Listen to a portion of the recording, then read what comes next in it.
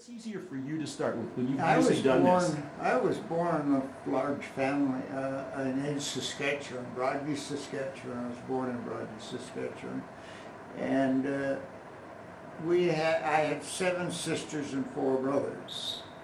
And one thing my mother always said, we always got to be home on Sunday because we had a big Sunday meal. My dad grew lots of vegetables because that was in the 30s and 20s, that was our food for the winter. We had to dig the potatoes. He had a second lot, and it was all potatoes. They had to be dug and dried and put in the root cellar. He had just a dugout cellar with no walls, no cement walls or anything on it. With just dirt where he had gone down in there. And he had a bin for potatoes, and he had a place for carrots and a place for turnips and different things that you had to have. Then on the shelves, my dad had built shelves up where my mother did canning in jars, and she had fruit and stuff like that up on the thing, and chicken was killed and put into jars and all that stuff. And that's what we had all winter, was all this food. And then what they bought at the store for that. So where was that? That was a farm? No, it was in the small town. It was a small town. It was a divisional point for the CPR. Broadview was a divisional point. Oh, you're from Broadview, Saskatchewan? Yeah. Oh, do you know Virginia Betchen? Eh? Do you know Virginia Betchen? No, I don't. I thought everybody in Broadview knew everybody else. Well, they did at that time. We moved away from there in 1937. My dad decided that he would like to go to do some fishing, and so he moved to. He didn't have enough money. He sold the house and what money he could get. They bought a 29 Essex and put the family and the rest of us, all the younger one. And my 2 brothers jumped the freight and went to Winnipeg. And my dad went on the train, and they went on the freight, and they got to Winnipeg, and then my oldest brother, Maurice, he went with my dad to Winnipeg, and they bought this Essex, old 29 Essex, and then Maurice drove it back. My dad stayed there, and Maurice drove it back and picked up my mother and myself and my sister Pat. She was just 1 year older than me, and then my younger sisters, which was Beatrice, Grace, and Edna, and Eileen, and we all got in this Essex and drove to Winnipeg. How old were you at that time? Pardon? How old were you at that time? I would probably be 37. I was born in 21, so the 31 would be 10. I would probably be about 13, I guess. So this was just before war was declared then? So it was declared in 1939. And so I was 17 when the war broke out. But we heard about the war on the radio and that the war was coming, that Germany was building up, and that there was you heard that all the news that was that Hitler wanted to get this part, and Neville Chamberlain, he was the Prime Minister in England, and he was very wishy-washy. He gave in to Hitler and said, all right, you can take this piece of land and that. And then he said, he come back to England after, and England had signed an agreement with Poland that if Germany attacked Poland, that they would go to war with Germany. They would. What were you doing when the war broke out? in 1939, what were you doing? I was working with a fella in Keewatin. He had a truck, a half-ton truck, and he took the mail from the train in Keewatin, and there was another small town, Norman, in between Kenora and Keewatin, and it was in the middle. It was 3 miles from Kenora to Keewatin, but it was in the middle of it. So we had to take the mail off the train here because the train didn't stop in Norman. It stopped in Kenora. But we took the mail off here and then took the mail to the post office there. And then if any baggage or anything, parcels, we'd take the parcels and take them over to for Norman. And then we'd take the mail from the train and take it down to the post office in Keewatin. And then we would turn around and if some people come in on the train that owned a camp and they had a trunk or that they were going to stay there for the summer, they'd come down and we would pick the trunk up and take it to their camp, and then they would pay us for delivering this thing to there. But I didn't get any money from them. I just was, I was hanging around town doing nothing, and he said, I need some help on this, and so I carried in the things with them and that, and the trunks and that into the cabin and that, and then he got the money. But he paid me by buying me clothes. You'd send away to in Eaton's or somewhere and buy clothes, and he'd say, well, what do you? He said, you got to get some. He says, some clothes. And he would buy my clothes for me, and he'd give me spending money on the weekend. He'd probably give me a couple of dollars to go to a show and that on the weekend when the weekend came, because all the kids always went to Kenora for the weekend. And so he gave me just spending money to go, to a couple of bucks to go, and so you didn't have lots of money. That's what I was doing when the war broke out. So what made you sign up? Like what? Well, my dad had crutches from the First World War. He had joined the regiment from here because they lived in Calgary. My dad and Mom lived in Calgary before when he went to the First World War, and he had crutches because his foot wouldn't stay up like this. It would fall down like this because the Germans operated on his leg when he got shot. They found him there, and he couldn't walk. See, so they found him and they took him and they operated on that leg and took all the cords up, and so his leg would just drop like that. So he had a brace that went onto his leg, and it held the brace held the foot up, and then he had crutches to walk with. And I never knew my dad for anything like he didn't have his crutches. And So did he motivate you to sign up then, or his wound? No, or? he said, I said that my two brothers had already joined in Winnipeg with a friend of ours was in the militia, and he was in the Winnipeg Grenadiers before the war, and they were just going to that, and so when the war broke out, they put them in the army like in the Winnipeg Grenadiers. My two brothers was married to the two sisters. My one brother was married to one of the sisters of his sisters, and then the other one was married. But he didn't come into the Winnipeg Grenadiers. He went into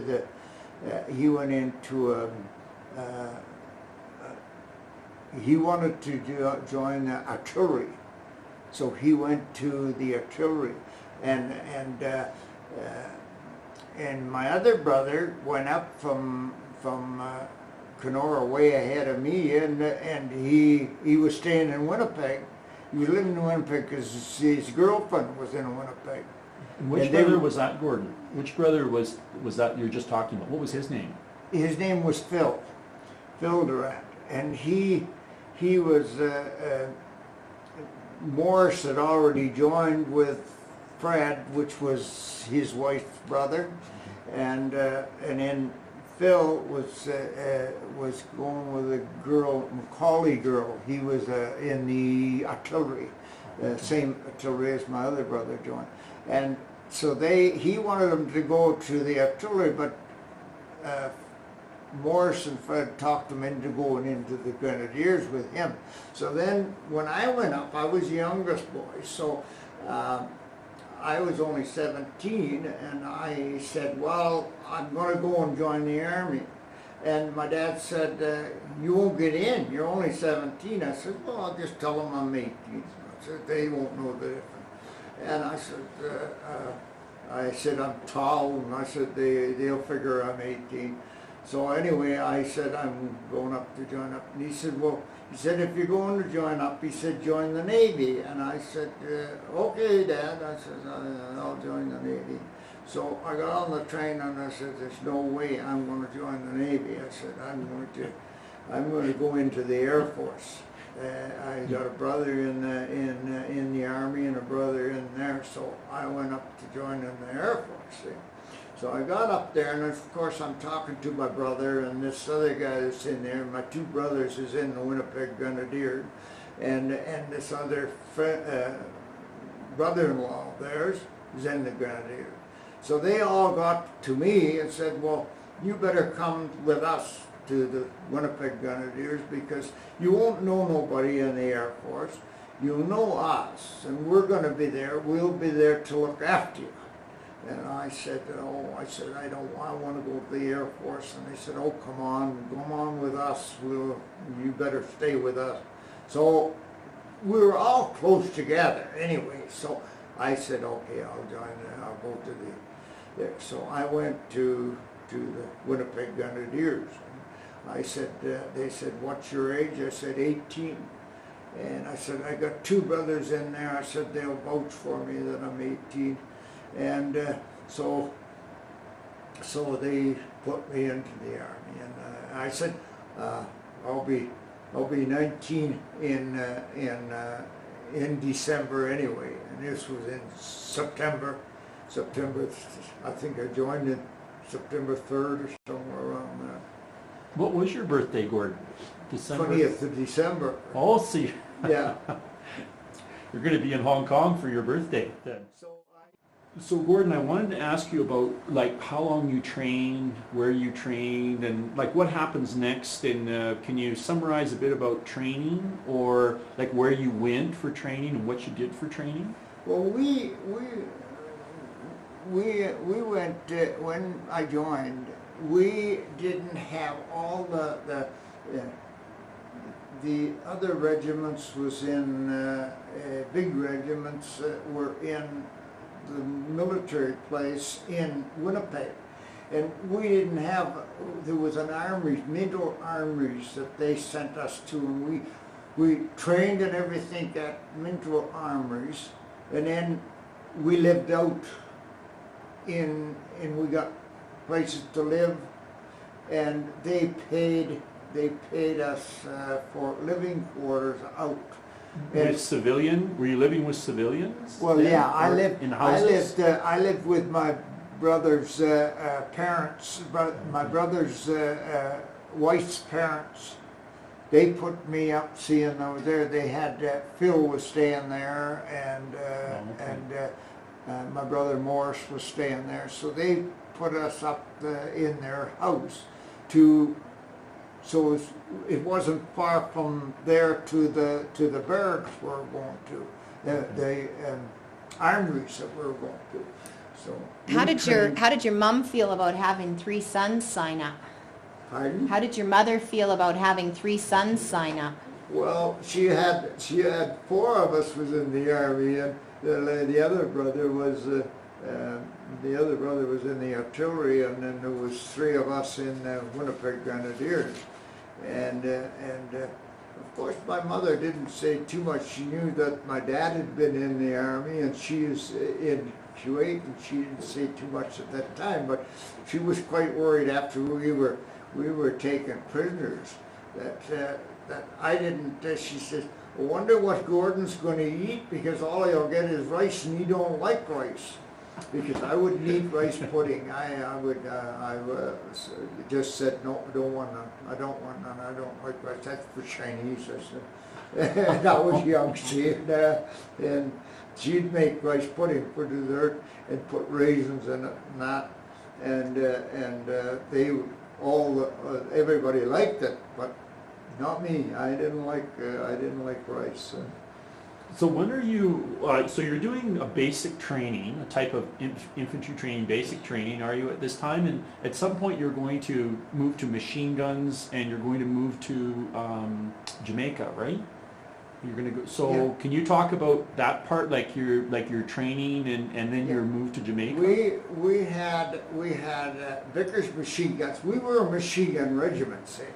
So the Winnipeg Grenadiers was machine gun regiment, so they gave us Vickers machine gun, which was the old Vickers machine gun, was the one that they used in the First World War, and it was a trigger.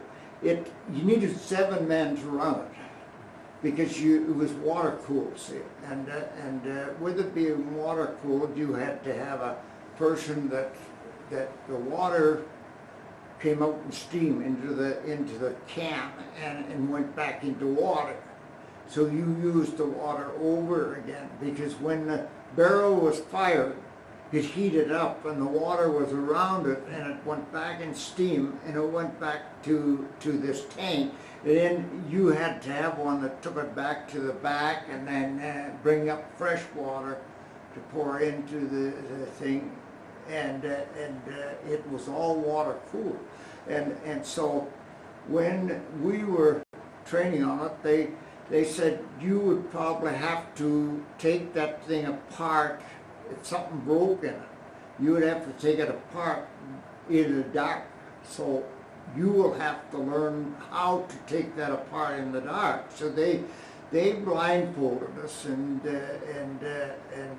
had us take the thing apart, and you set it out in certain parts as you take it out, and had it in a row like this, and you learned to do it without the blindfold on. Then after a while, when you had to take it all apart, the whole thing. There was a lot of parts in it. Maybe there was 40, 50 parts, different parts. You had it all set out in front of you. And then with the blindfold on, you had to go backwards to put it back together again. Then you had to after you got it together, you had to fire it to make sure that it worked. So then we had a Bren gun. We had to do the same thing with a Bren gun, and then the Lewis machine gun. We had to do the same thing with the Lewis machine gun. And then they had one other one, and I can't think of that, and I've never been able to think of the name of one other machine gun that they had. But they didn't use it that much. It wasn't that good a machine that somebody had invented it. It was a name that it was just hard to say the name, and I just forgot about it because we didn't learn too much on it. Okay. They never used it that much. But the Lewis gun and the Bren gun and the Vickers machine gun was what we had. When we went to Jamaica, we left in Winnipeg. We stayed in that armories for until they took the PPCLI and the Scottish Regiment and the Highlanders and all the different other ones went to England. Well, then we finally moved into Fort Osborne Barracks in Winnipeg, and then we still trained right in the barracks, and we lived right in the barracks. And Are you with your brothers at this point in time? Are you with Maurice and Philip at this point in time? Maurice and Philip, Or yeah. They're with you in the same company? They were in the same company, yeah. Okay. In C Company.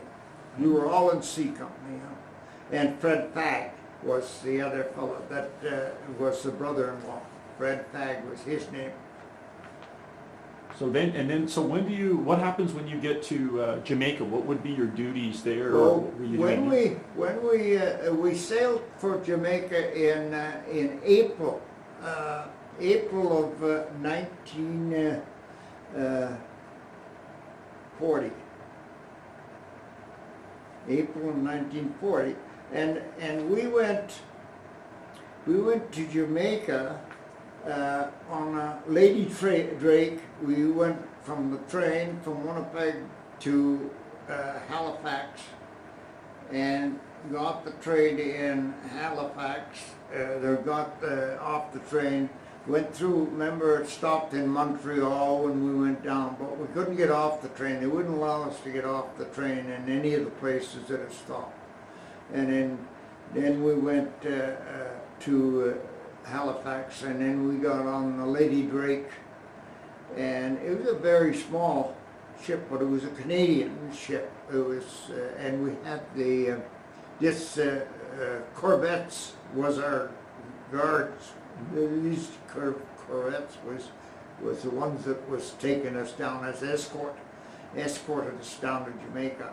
And then we heard, when we were going down, we heard that the Germans came out and said that the Winnipeg Grenadiers that left Winnipeg and is on their way to the Caribbean has been, their ship has been sunk and all was lost on this. And it was just a propaganda thing that they had,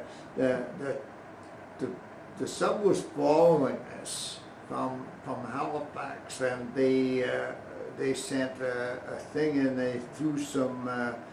We heard these explosions, and they'd thrown some death charges into the water, and I think they got the sub, but they brought it out. The Germans had brought it out in propaganda that they had sunk the Lady Drake and that, and so then as we were going down too, we hit the tail end of a hurricane, and oh, it was rough.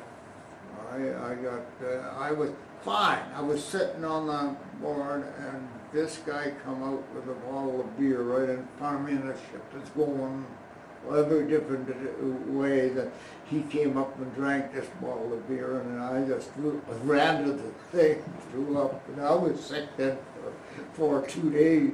I was really sick with it. We landed in Jamaica, and that was new for me because I'd never been away from home, really. I had never been away on my own, but I had 2 brothers with me, but at night I cried my eyes out. I was really homesick, and I was on an island way down in the Caribbean, and I got over it after maybe a month or 2. I got over crying my eyes out because I had never been really away from home. And so I went out and I bought different things that was new to me. They had a lot of ivory in Jamaica that they made different things from this ivory, and I sent a couple of parcels home. I sent a fish that was stuffed in this place that I bought. It was a kind of a fat fish, but he had prickly things on it. And I thought, gee, this is something different. So I put it in a parcel, and with some other stuff, I bought a kimono, kimonos, and all this stuff. And I had there was what the heck do you call them? Scorpion in Jamaica, and I went in to get in my bed, and an iron scorpion called. They told us to check our beds when we got into them because the scorpion might fall into them. This big scorpion was there, and I took my bayonet out and flicked it onto the floor. And I yelled scorpion. This guy come over and he took his bayonet and he stuck it in the scorpion's head, and the tail come up and hit the what you call it.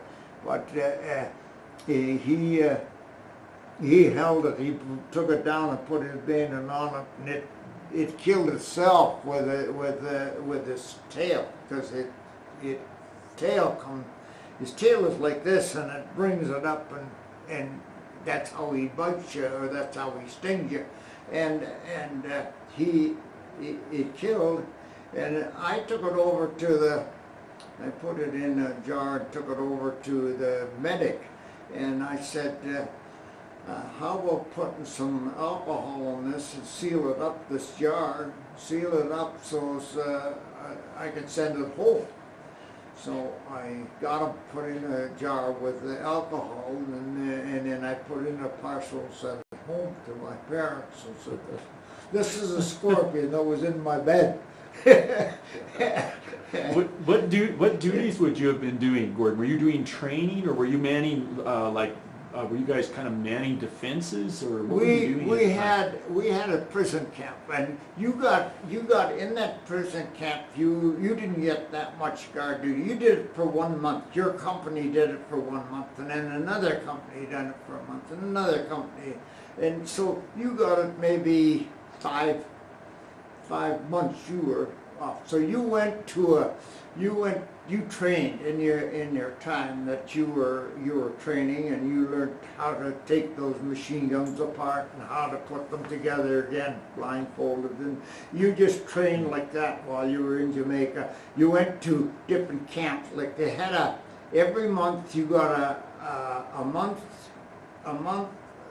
every 5 months or 4 months, you got a month up in the hills, which they had a military camp up there, and you didn't do nothing. You didn't do nothing. You just laid around and did nothing. That was a rest month. You got a rest month. It was right after you did your month's guard duty, because everybody did a guard duty. You stayed right down at the camp, where the Germans were, and you stayed right in the camp. You slept there. The ones that was doing the guard duty, you slept there. It was all barbed wire, coils of barbed wire all the way around it. You had a walkway. When you were on duty, you had to go out there with a rifle, and you had ammunition to use to that rifle, and you had one pillbox, one stand in each corner of the thing. Then you walked from your station, from this station, you walked around to there all the time, all night, all day. You walked there, and then you walked back again. Then you walked back again, guarding these Germans in this camp. The other guy was over here, and he walked from there, and then you had one up in the pillbox up on top with a machine gun. And he had a machine gun set up on top of this stand, and each one was in a corner of this camp. And then you walked from one to the other, and walked back again, and you had two guards. One guy passed you, walked here, and you walked past him. And that was your guard duty while you were. I was on guard duty one night, and they had an earthquake. And I'm telling you, it was a heavy one, because it didn't do damage. It wasn't strong enough for damage. But I was writing a letter home, and I was sitting at the table, and I was writing this letter. And all of a sudden, the pen started to move like this, and I looked up, and they had a light that was on a wire coming down with a bulb on, you know how they used to be, and it was started to sway, and it was swaying pretty good. So we all run outside, and the earth was like this.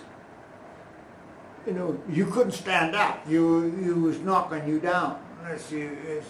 The whole earth was moving like a waves, and as it was moving in waves, it was shaking. And I'm telling you, I never was in an earthquake until that time, and it was a pretty big one. And but it didn't do no damage. But it lasted. It seemed like it lasted for about 10 minutes, but it actually lasted about three or 4 seconds. But So- it seemed a long time. So when do you go back to Canada, or do you go back? What happens next? When you leave Jamaica, where do you go? Well, when we left Jamaica, it was in it was 14 months later,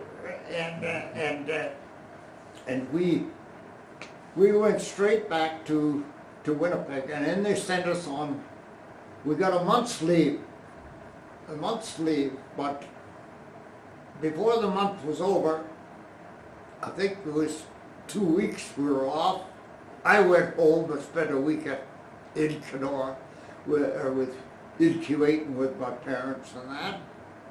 And then I went back to Winnipeg.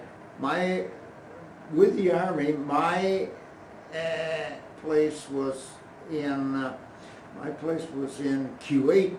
My address was in Keewatin, but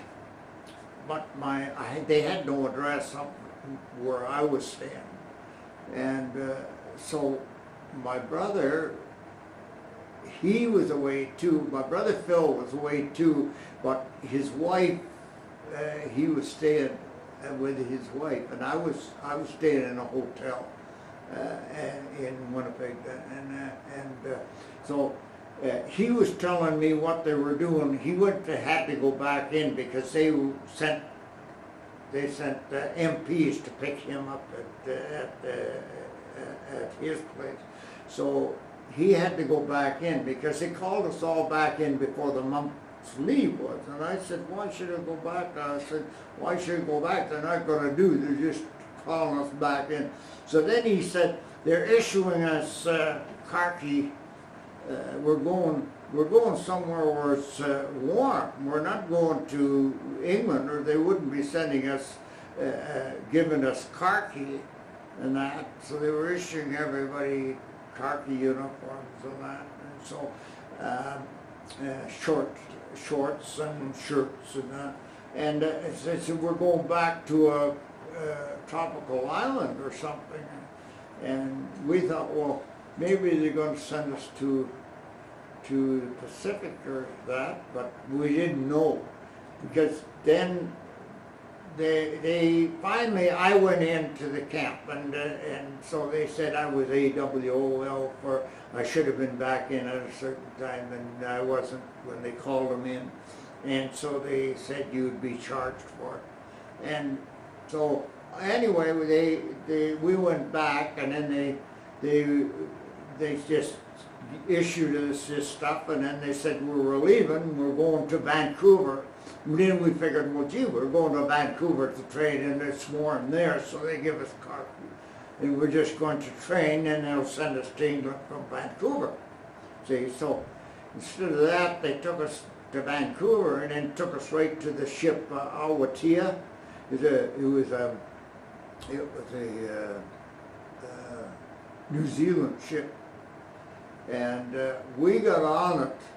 We got on this ship, and they had hammocks. We were going to stay in hammocks to go across wherever we were going.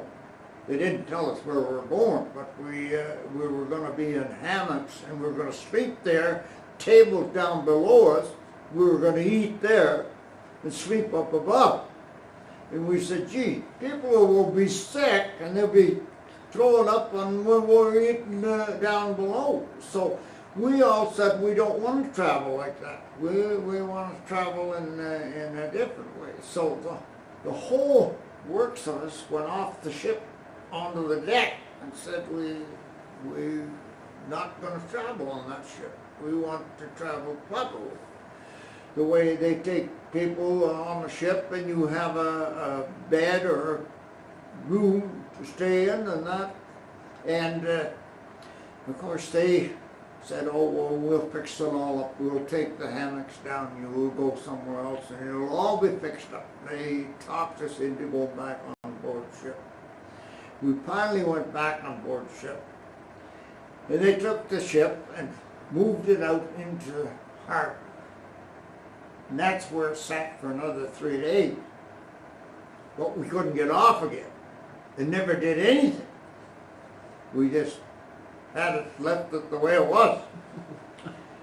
And so we couldn't get off, so they set sail, and we went to, when we got sailing, they told us we were going to do some training on the ship on the way, because we were going to go to, we'd be stopping in Hawaii for supplies, and then we'll be stopping in the Philippines for supplies, and we were going to end up in Hong Kong, the British colony in Hong Kong.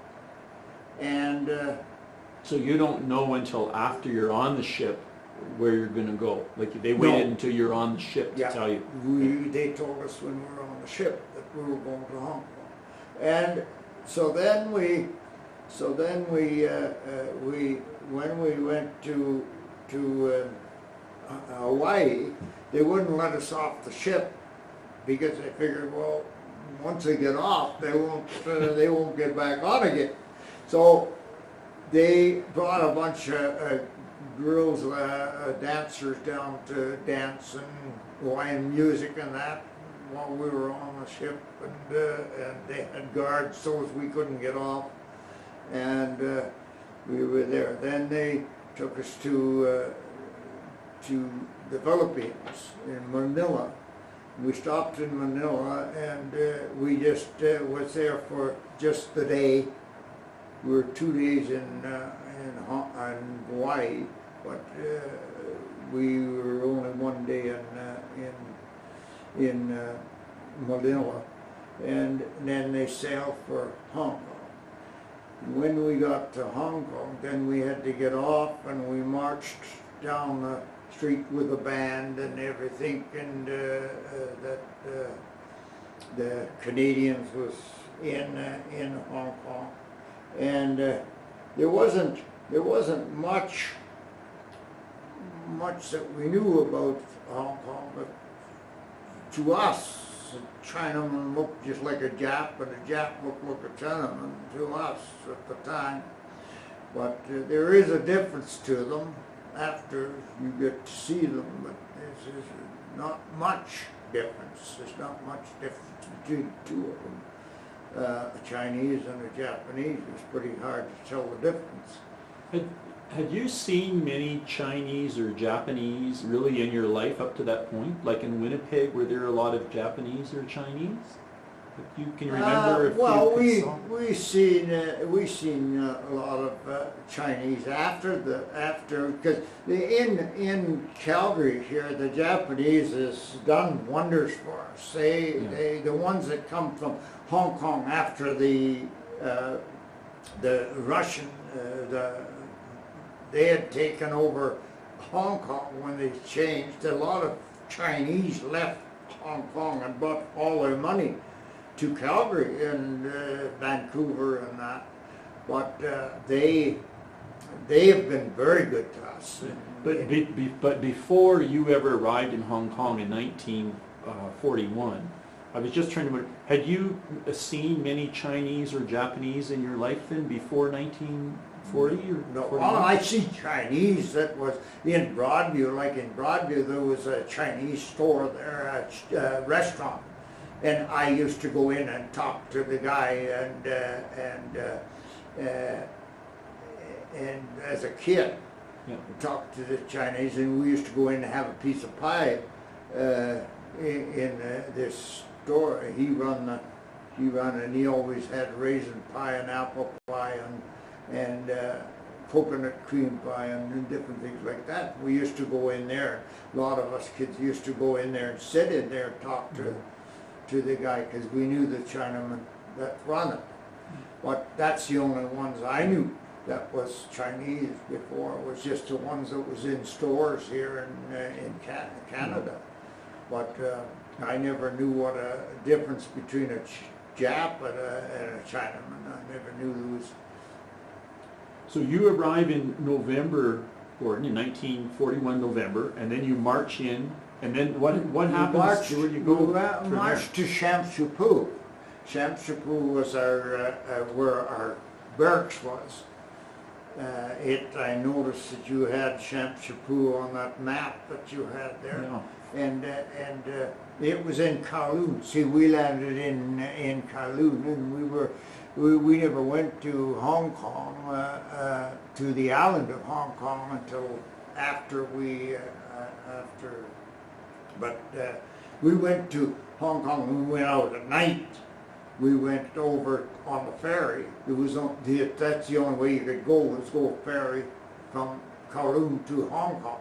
But now they got a tunnel there that they can drive through, and they got a train also that goes over, the local, the fast train that goes over to Japan. I seen a thing on the thing where they built the new airport, where they were building the new airport in Hong Kong, and it was on International Geographic.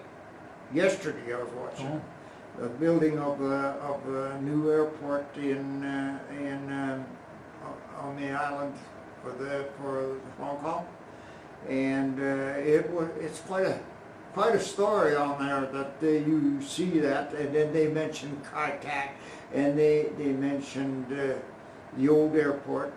They had to, when they changed from new airport to the old airport, they had to fly planes, exchange planes flying from one to the other before they could shut down the old airport that they used to have and they showed how Kai Tak, how they had to land on Kai Tak airport. And we worked on Kai Tak airport when they bombed it, seeing really damaged it. No planes could land on it, and they had us fixing it. They took us out to work, and they fed us these beams, like a very small beam, and they used to put lots of sugar in it so as to give us energy, so as we could do the work at the Kai Tak. Like, we weren't getting much to eat, but if we went out to work on the Kai Tak airport, we would get these beams, and they would feed us just before we started work, and it was very high energy beans because they put lots of sugar in it, made them real sweet. So they give us energy to work where they could get this work done, because it was heavy work, and we had to fix these holes with cement so as to put them over so as the big planes could come in and land, the Japanese planes. See, so what we would do was, every once in a while when we were mixing this cement, one of the guys would take a shovel of the clay that they had clay there to fill in the hole first before they put this thing. So we'd take a shovel full of clay and throw it into the cement that they were making. See, so as to make the cement weak. So when the plane comes down, it hit this. If the plane ran over this thing, it'd break up, and so. We were figuring, well, we were trying to do different things that would damage, not help the Japanese. It would damage the Japanese, because we were prisoners of war, but we were still allies. That we could maybe do this to make the Kai Tak they wouldn't be able to land the planes on there unless it was fixed properly. Because if you put clay in with the cement, it eventually broke up. Your cement wouldn't stay together, but it looked good. It looked good when you put it over. So I guess they stopped us from going to the airport, and I guess they got their own people was doing the work at the Keewatin airport, because they didn't, I think they brought some planes in and they wrecked, the planes wrecked or something, because they stopped us from going to them after a while.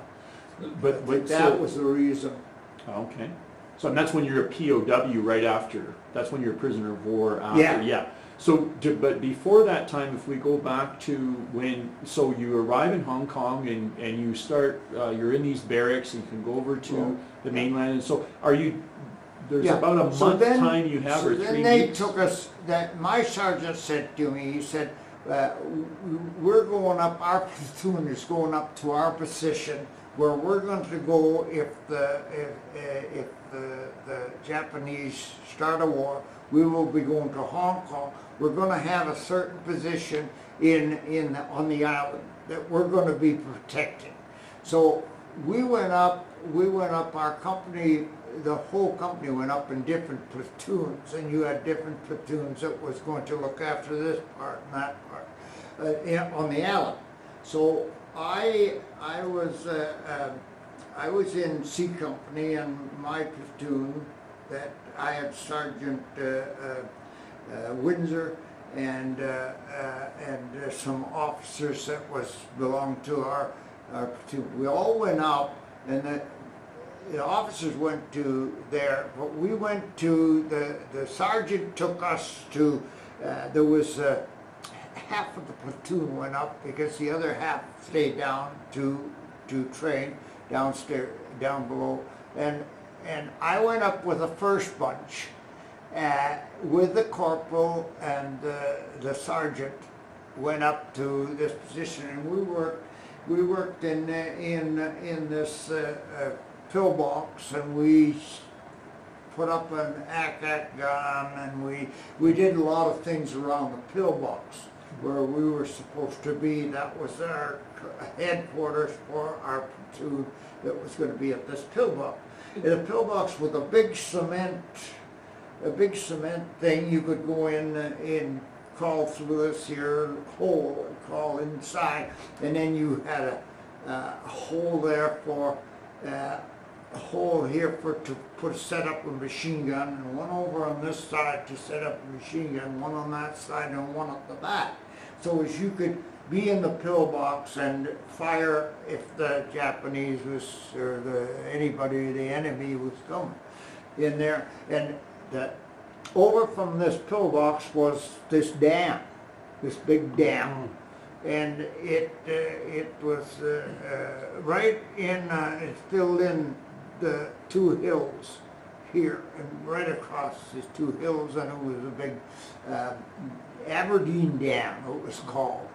So you're north of Aberdeen on the west side of the island of Hong Kong. Yeah. And so you're pretty well in the same positions. Up from Aberdeen. Okay. Yeah. Huh? And we were there for a week, doing what we had to do up there and set up everything. And then we started back down again, and Sarge just said, "Oh, Gord," he said, "we need another corporal in our platoon. So you're going to be a corporal. You've been in long enough, and you know the machine guns and that. So you're going to be corporal in our platoon. The other corporal's got to go down with the other bunch that's down below. They're all going down. A new bunch is coming up from our platoon. So you'll be the corporal of that platoon. And you'll be working mostly by yourself, because I have to go back down too. So you will be training what you learned this week. You will be showing those other people what they have to do and everything in this pillbox. So you will be up there." He says, "I'll be coming back and forth to you and see how things is going. But you will be the corporal that would be in charge of these other group. There's 7 that's coming back up, and you'll be the corporal for them." So then, when that week ended, we went back down to the dock and was going to go back. So back to Kowloon. Back to Kowloon. Okay. But the sergeant come and he said, Gord, you will be going back up again. We're all going back up. He said the Japanese has declared war. They bombed, last night they bombed, or yesterday they bombed, and they said we got to get out of here because the Japanese will be coming anytime. The planes will be coming over and bombing. So we went back up then to our position. We set up an outgun at the top, which was a Lewis gun,